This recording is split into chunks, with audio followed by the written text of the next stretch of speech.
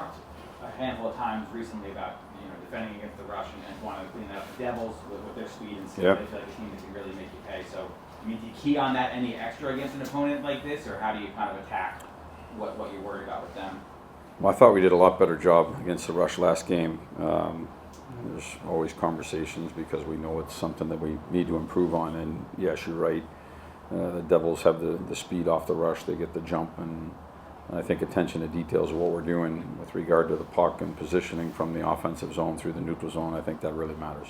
How do you balance with the players? Like, a lot of them have been talking about wanting to play north, be direct, keep it simple, but you also have some highly skilled guys who are going to want to make the skill plays at times. So how do you help them find that balance of knowing when the time is that you can get more creative and knowing when you have to simplify? I think there's a gray area as you're crossing the red line, where either you have the speed, you have the space, you have the numbers, or you don't have any speed and you don't have any space and you don't have numbers in your advantage.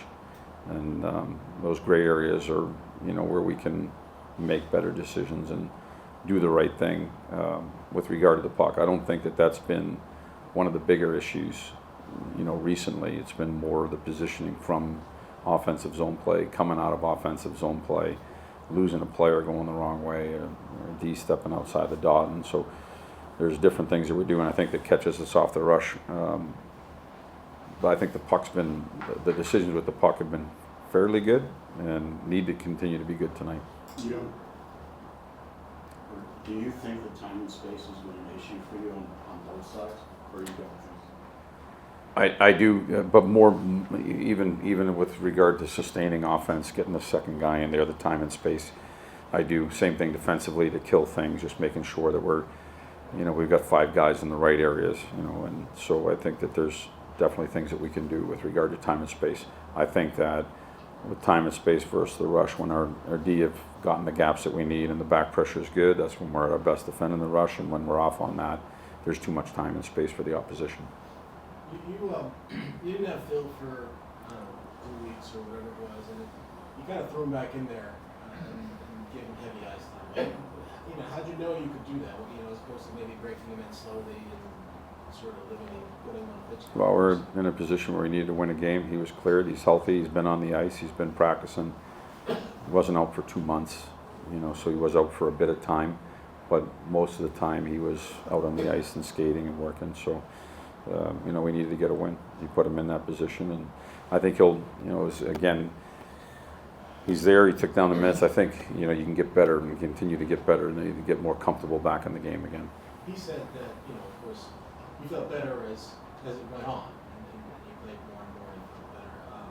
What did you see from his game, particularly with the way he worked with, Artemi, he played with? Yeah. He was on that line. I guess that was the line at the start of last season, right? Yeah. Yeah, that's the way it started last season. They were good. I mean, he has a lot of speed. He's got a high skill level. He sees the ice well.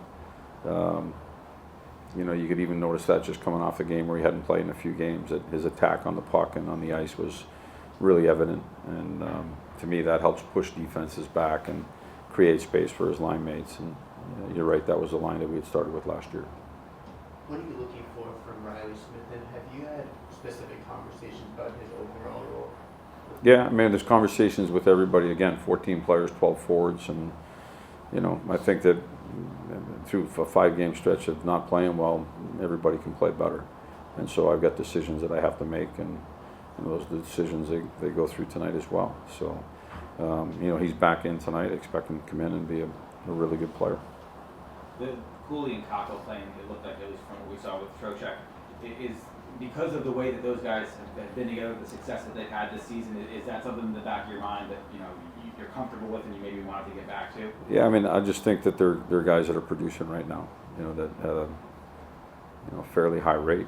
From a 5-on-5 standpoint, they're both generating, and they're off to strong starts with regard to the first quarter of the season being gone. And so again, it's an opportunity for them to take down some minutes and some ice time as well.